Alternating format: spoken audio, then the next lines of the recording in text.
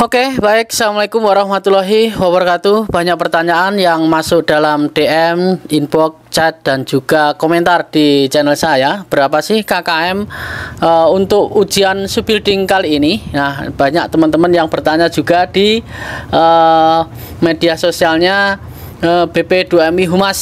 Saya cek di sini juga banyak sekali teman-teman yang menanyakan berapa sih KKM di subbuilding ini. Kita sendiri juga tidak tahu karena di pengumuman pendaftaran itu juga ada bahwasanya yang mempunyai sertifikat pengalaman kerja itu diutamakan. Nah, jadi di sini kita ada poin penting yang perlu kita ketahui, bahwasanya teman-teman yang mempunyai sertifikat ini akan diutamakan jika nilainya melebihi ataupun hampir standar. Contohnya seperti ini. Jika teman-teman nilainya yang mempunyai sertifikat itu 180 dan ditambah sertifikat, tentunya teman-teman ini sudah lolos. Dan jika teman-teman yang mempunyai sertifikat kelulusan sertifikat pengalaman kerja itu 100, nilainya 100 dan di bawah ranking, itu di bawah ranking, teman-teman kemungkinan besar akan mendapatkan tambahan poin 105. Jadi seperti itu ya, 105.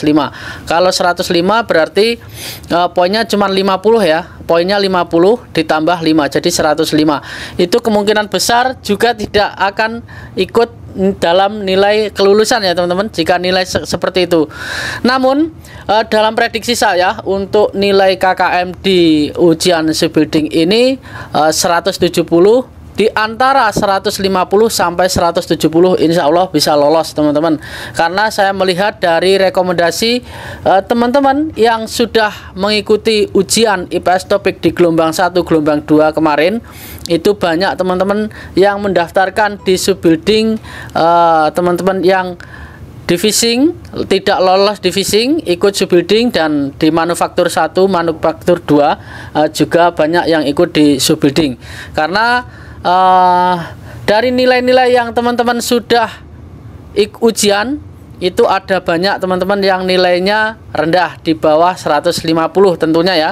Ini 160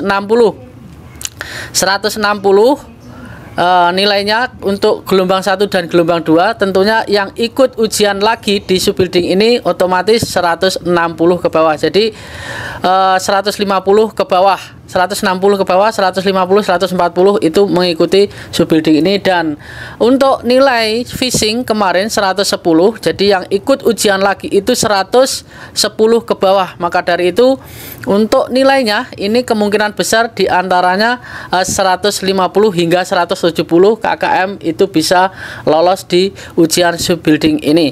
Namun ini yang mempunyai sertifikat pengalaman kerja diutamakan. Jadi kalau 170 KKM-nya dan mempunyai sertifikat pengalaman kerja, otomatis teman-teman yang 170 ini akan lolos yang sudah mempunyai pengalaman kerja.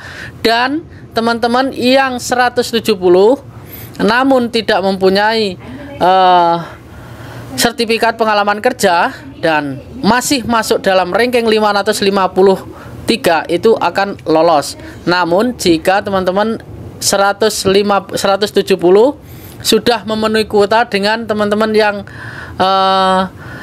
berapa?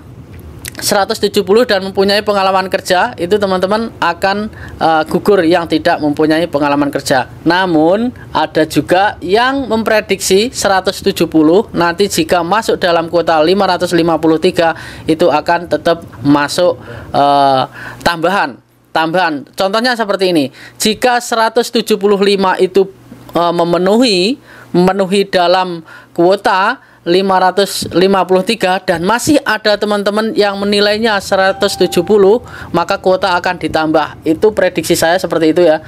Kuotanya akan ditambah jika teman-teman 170. Contoh seperti ini.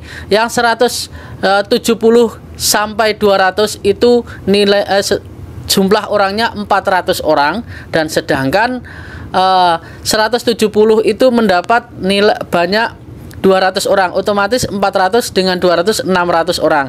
Maka dari itu yang 170 itu akan diikutkan dan ditambahkan kuota. Mudah-mudahan seperti itu ya. Sama seperti gelombang 1 dan gelombang 2 yang 160 banyak sekali, jadi diberikan tambahan kuota sehingga teman-teman bisa lulus ujian dan mendapatkan nilai minimum 170 ataupun 150 sampai 170 bisa lolos di subbidding. Nah, mungkin itu saja yang saya sampaikan. Nilai KKM di subbidding ini sangat menentukan teman-teman. Yang penting semangat dan tetap ikuti ujian di tahun-tahun berikutnya supaya teman-teman bisa cepat ke Korea. Karena apa? Kegagalan adalah kunci dari keberhasilan. Jangan hanya satu kali gagal langsung putus asa. 1 kali, 2 kali, 3 kali, 4 kali sampai usia 39 tahun.